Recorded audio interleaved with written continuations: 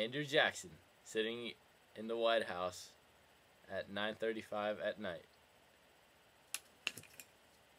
No, Andrew Jackson has been assassinated. And the suspects for Andrew Jackson's assassination are Mr. Nicholas Biddle, President of the Second Bank of the United States; John C. Calhoun, the member of the South Carolina legislature and Vice President of Andrew Jackson; Henry Clay, the man who should have been president and the greatest politician to ever live; and finally John Ross, the leader of the Cherokee tribe. Nicholas Biddle, what grudge would you have against Andrew Jackson?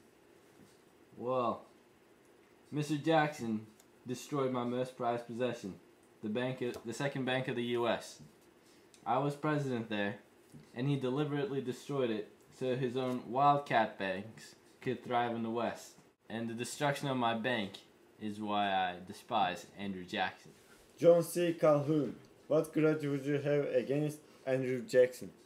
Well, Mr. Jackson and his tariff of 1828 really hurt my home state of South Carolina, which is why I went on to write the South Carolina Exposition and Protest, and which also led to the nullification crisis, which definitely angered Mr. Jackson. Henry Clay, what grudge would you have against Andrew Jackson? Well, Mr. Jackson has been my longtime rival. I'm a member of the Whig Party, and he has his own Jacksonian democracy.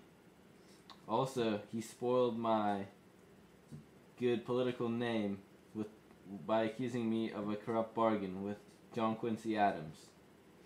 John Ross, what grudge would you have against Andrew Jackson? Well, Mr. Jackson made my Cherokee Indians move by force by the Indian Resettlement Act of 1830.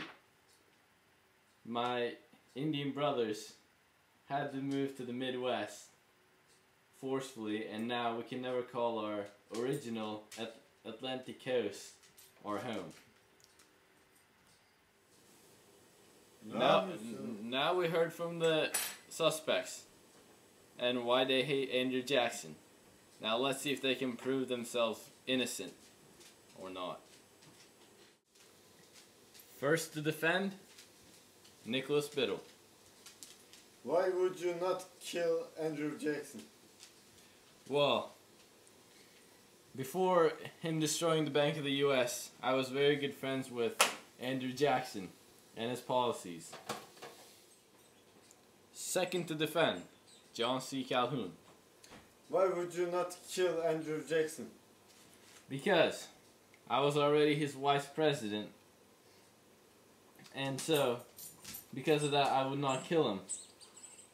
Also, because of the Tariff Act of 1833 and Henry Clay's compromise to it, I was happy that the Tariff of Abominations was discontinued in its entirety. Next, for defense, Henry Clay. Why would you not kill Andrew Jackson? Because I compromised with him on the Force Act of 1833 for the Tariff of Abominations. And last to defend, John Ross. Why would you not kill Andrew Jackson? Because other than the Indian Resettlement Act of 1830, I did not feel any other hostility from Andrew Jackson. Evidence found at the scene of the crime. Yes, it is $1 of the Bank of the United States. Yes, because Andrew Jackson destroyed Biddle's second bank of the U.S., Biddle felt great animosity towards Andrew Jackson, which is why the $1 bill of the Bank of the U.S. was found at the scene of Andrew Jackson's assassination, leading me to pronounce Nicholas Biddle, the president of the Second Bank of the U.S., as the assassinator to Andrew Jackson. Now, Biddle must pay.